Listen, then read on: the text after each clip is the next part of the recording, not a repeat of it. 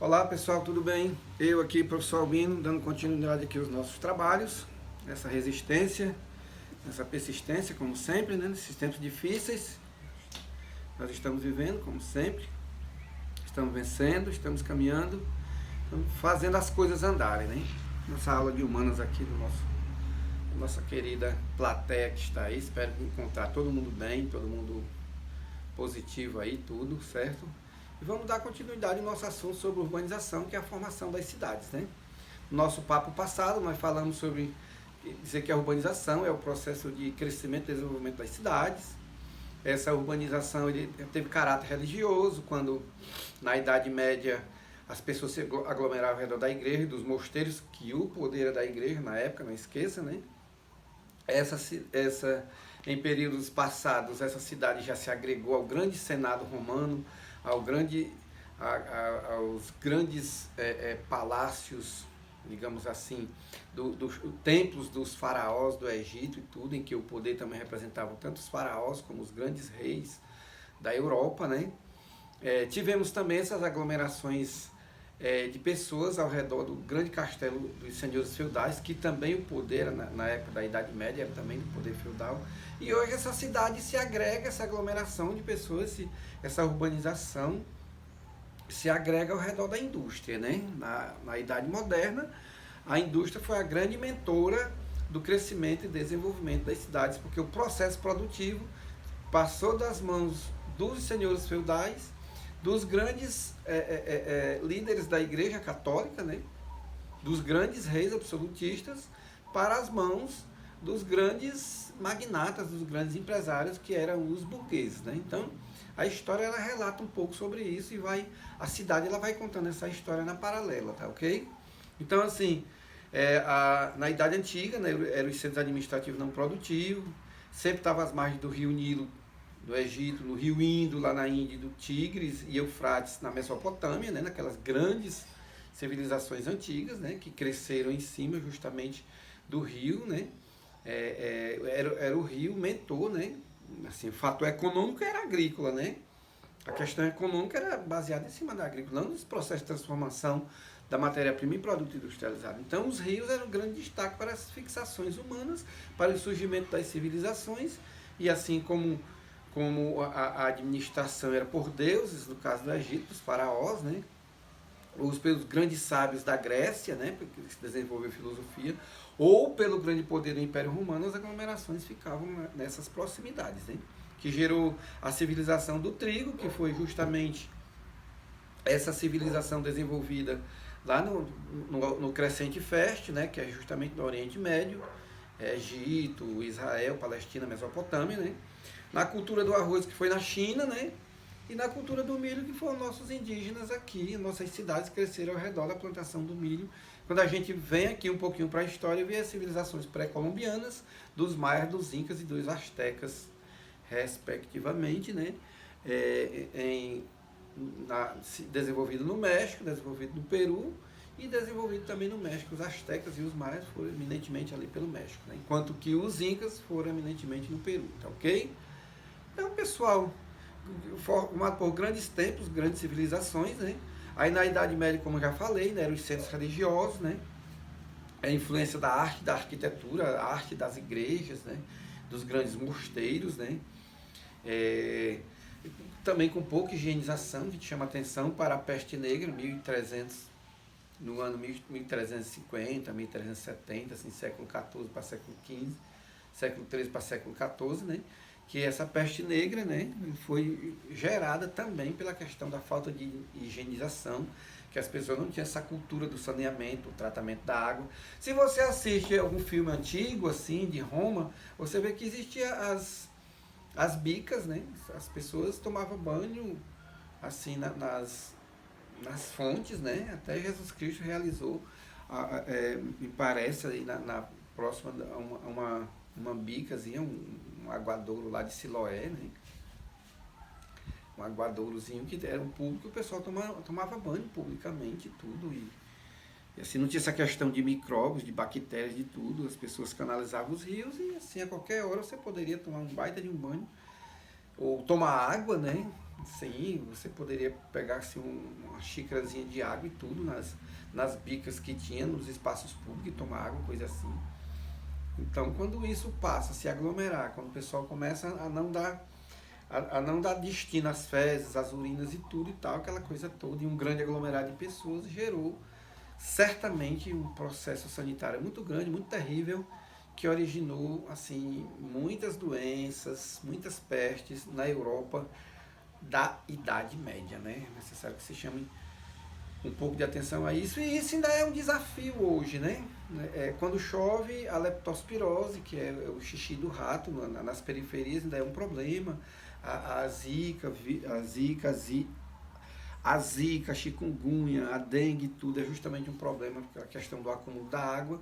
Essa parte a gente avançou, mas não avançou o suficiente para resolver essa problemática do processo da questão sanitária nas grandes cidades. Né?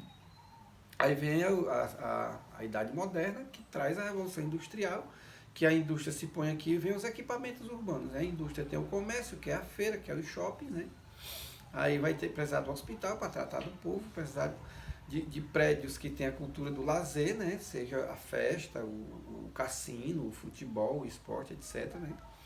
Vai precisar do conjunto habitacional, que é justamente onde vai habitar os moradores, os trabalhadores da indústria. Então a indústria montou a maquete, né? Mas essa maquete ela tem duas diferenças.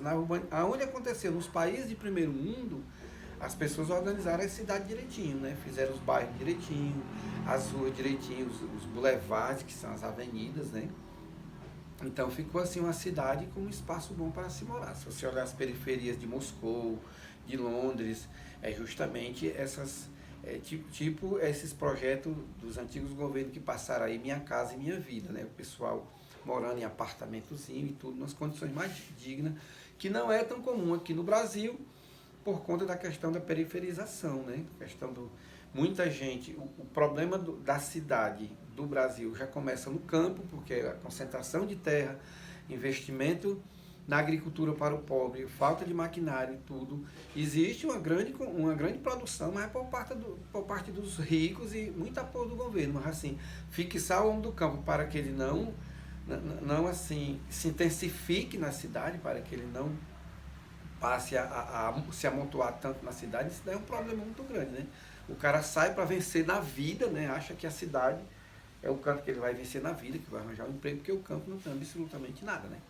E a Europa, ela tem essa política, os Estados Unidos, de fixar o homem no campo, com a tecnologia, com a pesquisa, com o avanço tecnológico dentro da agricultura e pecuária, e também avançando dentro da cidade concomitantemente. Por isso que as coisas ficam relativamente organizadas, né?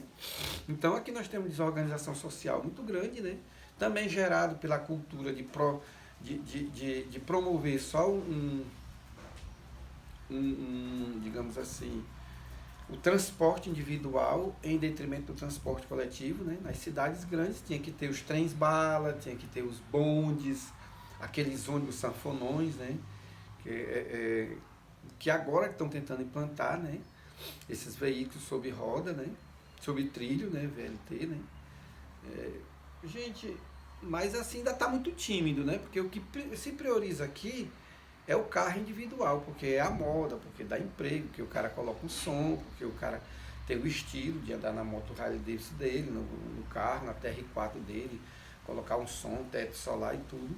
Aí todo mundo, numa distância de 3, 4 quilômetros, todo mundo tira o seu carro da garagem. 4 pessoas em casa, 4 carros, todos os 4 saem.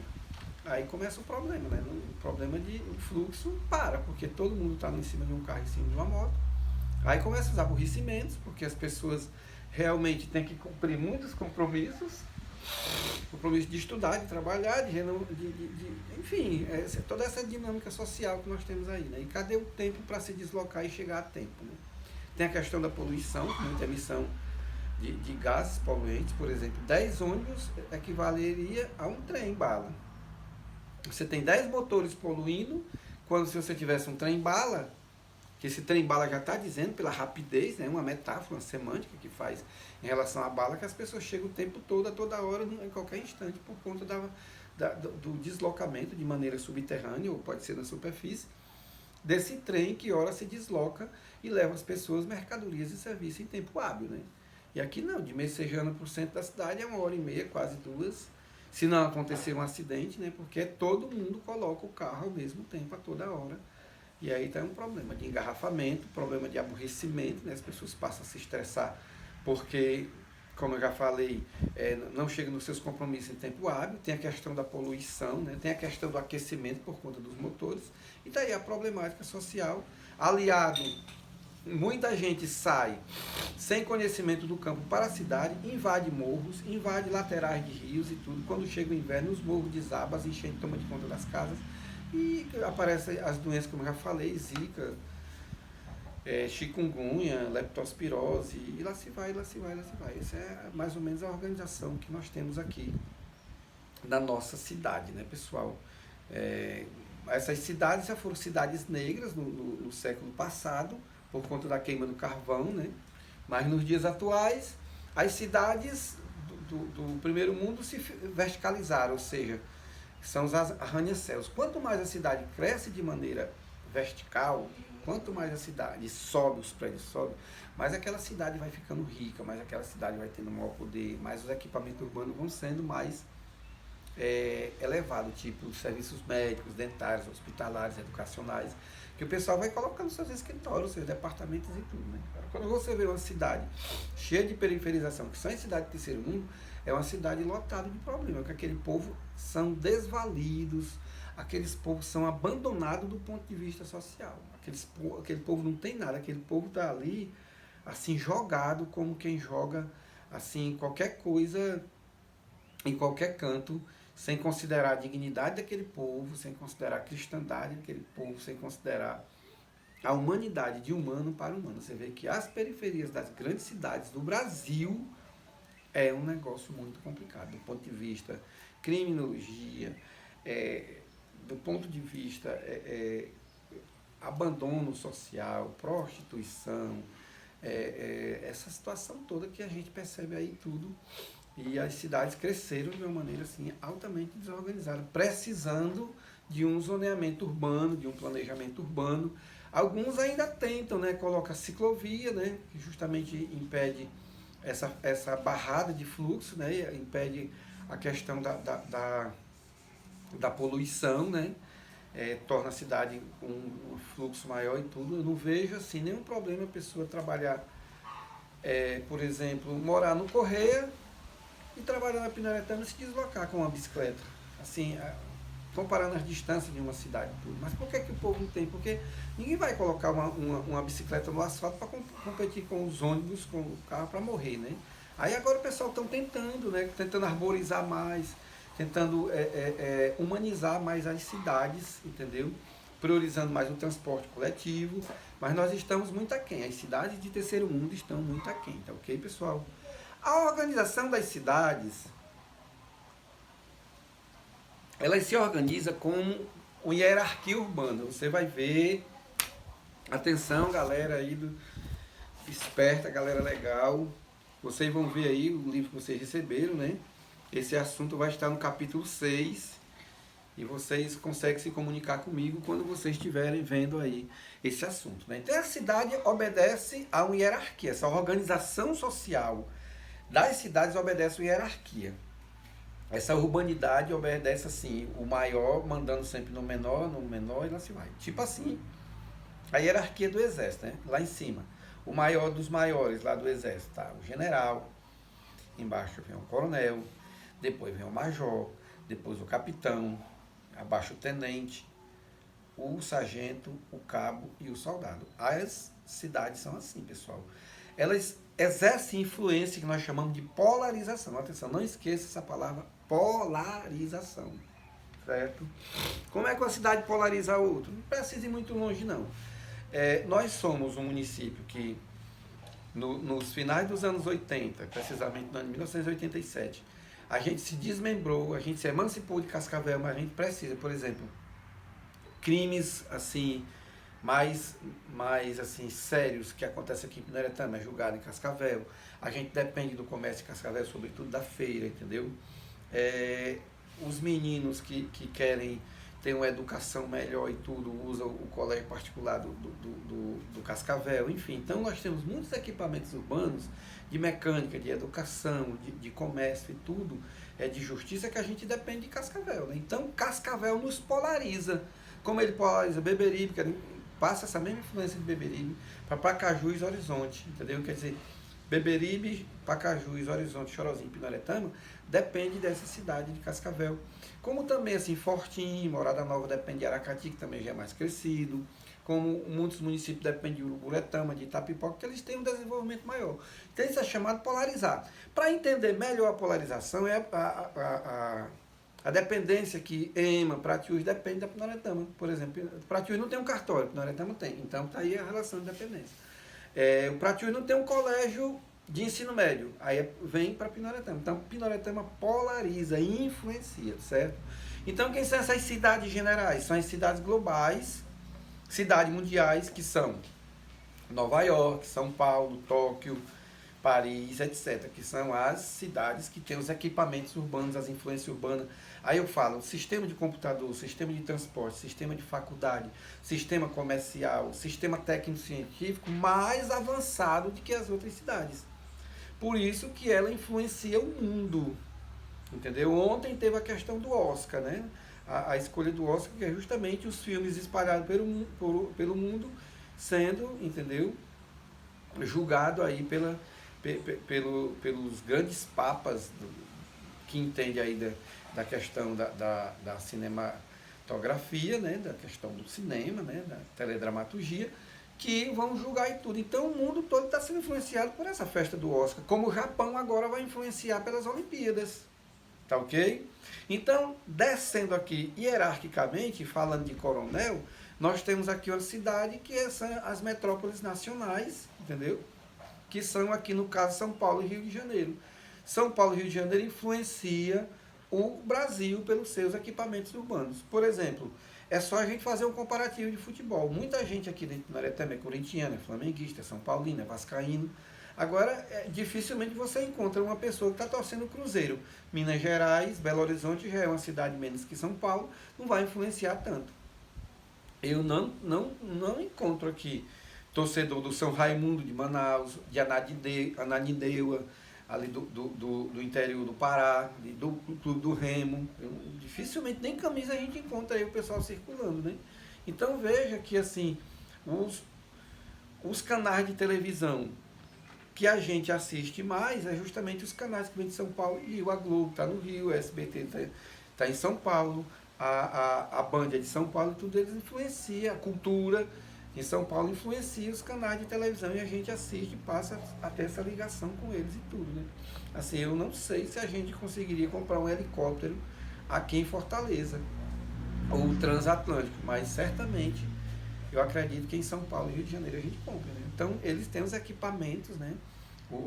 As funções urbanas mais poderosas que Fortaleza, tá ok? E menos poderosa, no caso Rio de Janeiro, de que Nova York, tá bom? Então, isso aí é uma hierarquia, né? Depois que vem as metrópoles nacionais, que está no livro de vocês, vem as metrópoles regionais. Aí eu cito as 3 metrópoles regionais aqui do nosso Nordeste, tá ok? Que é Fortaleza, Recife e Salvador. Por exemplo, Fortaleza, por ter feito o seu plano de aceleração do crescimento. Fortaleza equipou o Porto de Pecém.